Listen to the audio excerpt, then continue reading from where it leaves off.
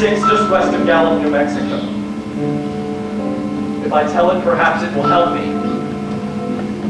It will keep me from going mad. But I must tell this quickly. I'm not mad now. I feel perfectly well. Except that I'm running a slight temperature. My name is Ronald Adams. I am unmarried. I drive a Buick. I was born in Brooklyn. All this I know. I know that I am at this moment perfectly sane. That it is not me who has gone mad, but something else. Something utterly beyond my control. But I must tell this quickly. At any moment the link may break. This may be the last thing I ever tell on earth. 6 days ago I left Brooklyn to drive to California. Goodbye, son. Goodbye, Mother. Give me a kiss and then I'll go. What's this, tears? I thought you promised me you wouldn't cry. I know, dear, I'm sorry, but I do hate to see you go. I'll be back. I'll only be on the coast 3 months. Not that. Ronald, into this trip. I wish you weren't driving. Oh, Mother, there you go again. People do it every day. No. Promise me you'll be extra careful. Don't drive too fast or pick up any strangers on the road. Gosh, no, you still think I'm 17 to hear you talk. Call me as soon as you get to California. Of course I will. Now, don't you worry. There isn't anything going to happen. Just 8 days of perfectly simple driving on smooth, civilized roads. Goodbye, Mother.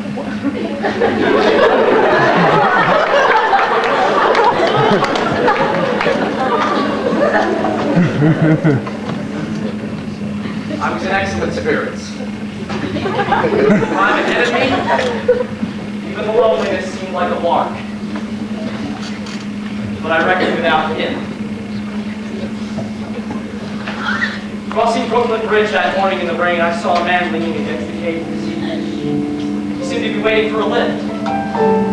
There were spots of fresh rain on his shoulders. He had an overnight bed. I would have forgotten him completely. Except that just 1 hour later, while crossing the McCaskey Skyway over the Jersey Flats, I saw him again. I didn't stop. Then, late that night, I saw him again.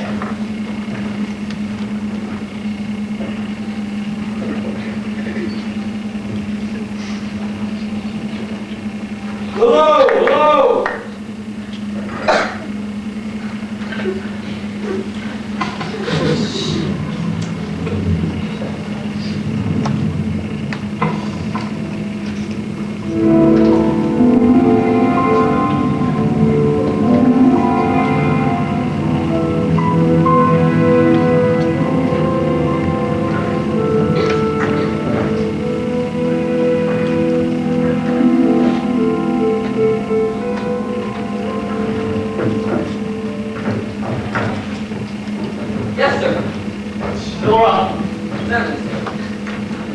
Take your order. No thanks. It's a nice night, isn't it? Yes. It hasn't been raining around here recently, has it? No, not stop rain. I suppose that hasn't done your business any harm. Oh, people come here all kinds, but mostly business stuff. There aren't many pleasure cars out on the turnpike this season. I suppose not. What about hitchhikers? Hitchhikers here? What's the matter? Don't you ever see any? Well, if you did, it'd be a sight for sore eyes. Why? Well, it got you a fool that was driving this road. Look at it. You've never seen anybody. Nope. Well, maybe they get the lift before the turnpike. You know, right through the toll house. Then it'd be a mighty long ride. Most cars wouldn't want to pick up a guy for that long of a ride. It's pretty low country in the mountains, boys. You haven't seen anybody like that, have you? No. No, it was just a technical question. But will that be a tempered mountain?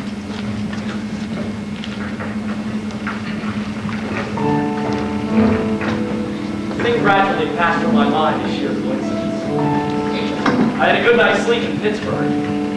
I didn't think about the man all the next day. Hours and hours went by. The fields and the towns ticked off one by one. I knew now that I was going to see him again. Though I dreaded the thought of it, I caught myself searching the side of the road, waiting for him to appear.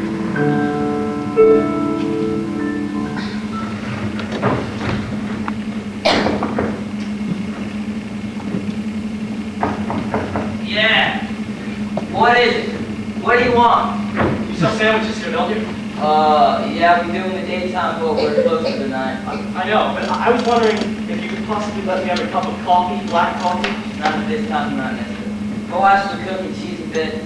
Maybe further down the road as a hum a rest. No, listen. Just a minute ago, there was a man standing right here, right beside this stand. A suspicious-looking man. Henry! Who is it, Henry? It's nobody, Mother. Just some guy thinks he wants a cup of coffee. Go back to bed. I don't mean to disturb you. I was just driving along, and I happened to look, and there he was. Well, what was he doing? Nothing. He ran off when I stopped the car. Well, what of it? That's no reason to wake up a man in the middle of his sleep about.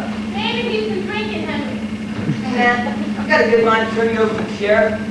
But you've been taking a nip, that's what you've been doing. You haven't got anything better to do than to wake up decent folk out of the car from sleep. Keep going, go on. Just shut the door on him, Henry. But he looked as though we were going to rob you. I ain't got nothing in this stand, Liz. Now go on before I call out Sheriff Boat. I was in the Ozark Mountains of Missouri now. A few resort places that were closed. Only an occasional log cabin broke the monotony of the wild wooded landscape. I had seen him at that road stand. And I knew I would see him again. Perhaps at the next turn of the road. I didn't know who this man was or what he wanted to be.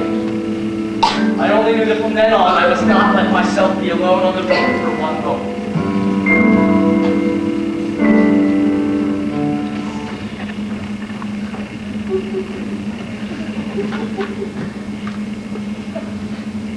Hello there. You like a ride? Well, what do you think? How far are you going? Where do you want to go? Amarillo, Texas. I'll drive you there. Gee?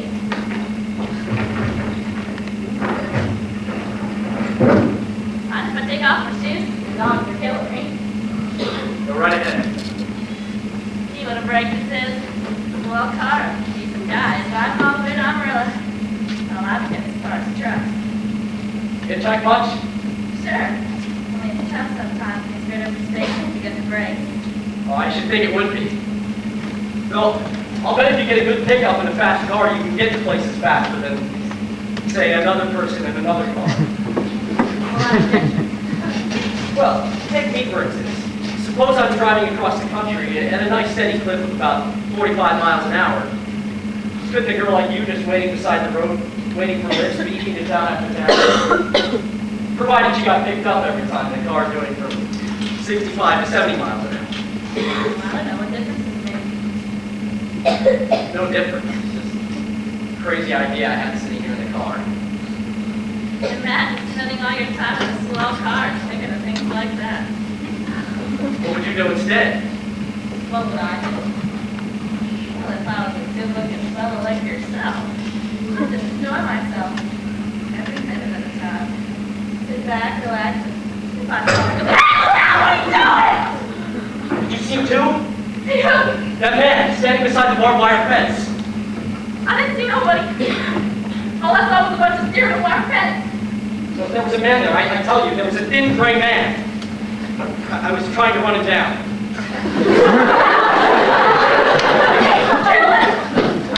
What? You say you didn't see anyone, you're sure? I didn't see a soul. As far as I'm concerned. Watch for it the next time. Keep your eyes on the road. He'll turn up again. Maybe any minute now. There, look there! How does this girl come in now? Quiet! Don't go! Listen, please don't go. I'll drive you to California. Would you like to go to California?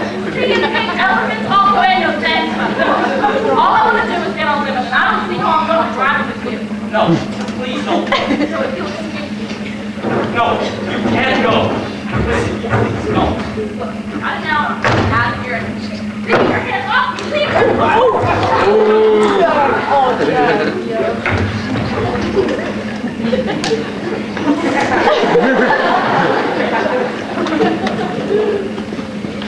She ran from me as though I were a monster. A few minutes later, I saw a passing truck pick her up. I knew then that I was utterly alone. I was in the heart of the great Texas prairies now. After the truck went by, there wasn't a car on the road. The I knew that I had to do something. I knew that I had to find some place to rest, or even if I could just sleep right there in the car for a few moments. I can't tell you how frightened I was of this man. Let me explain about his appearance. I repeat, there was nothing sinister about him. It was as drab as a mud fence. Nor was his attitude menacing. He merely stood there, waiting, almost drooping a little. The overnight bag in his hand. The spots of fresh rain on his shoulders.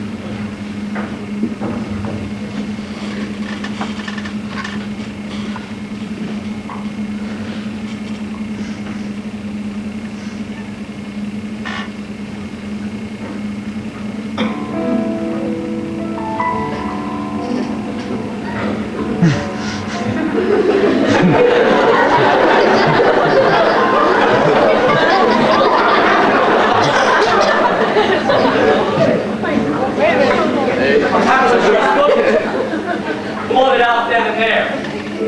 For now he began to be everywhere. Wherever I stopped, even for a moment, for gas, for oil, a cup of coffee, a sandwich, he was there. I saw him outside the auto camp in Amarillo that night when I dared to slow down. He was sitting there at a camping spot inside the border of New Mexico. I saw him in Albuquerque where I bought 20 gallons of gas. I was afraid now, afraid to stop.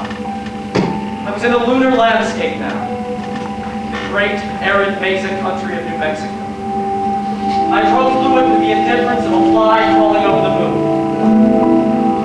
But now, unless I drove at 85 miles an hour along those endless roads, he waited for me at every other mile. I would see his figure, shadows, flitting before me, cloudless air, flitting over dried up rivers, over old stones broken up by old glacial upheavals, flitting in the pure and cloudless air.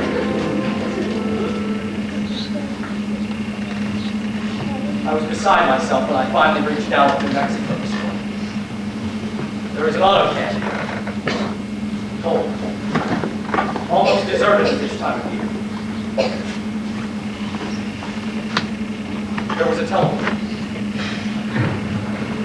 I thought that if I could just speak to someone familiar, someone I loved, I could put myself together. I knew Mother would be home. It would be enough, I thought, to hear the even calmness of her voice.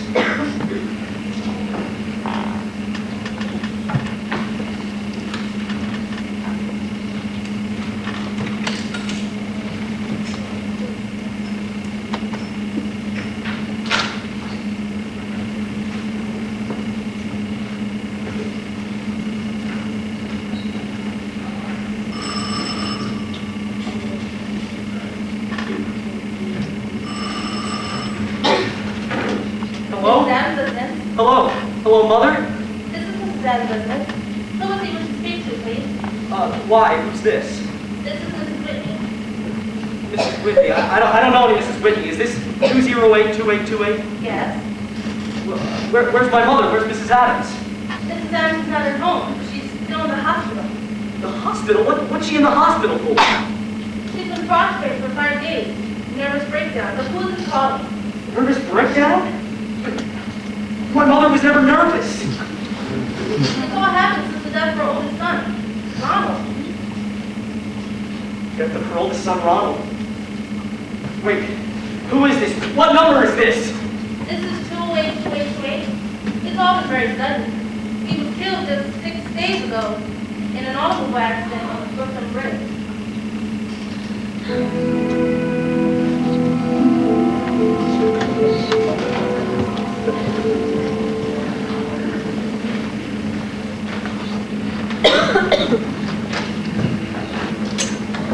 So I'm here in this auto camp in Gallup, New Mexico. I'm trying to get a hold of myself, figure out what to do. Otherwise, I shall go mad. Outside, it is night. The vast, soulless night of New Mexico. 1,000,000 stars are in the sky. Ahead of me, stretch 1,000 miles of empty mesa, prairies, and desert. Somewhere among them, he is waiting. somewhere I shall know who he is.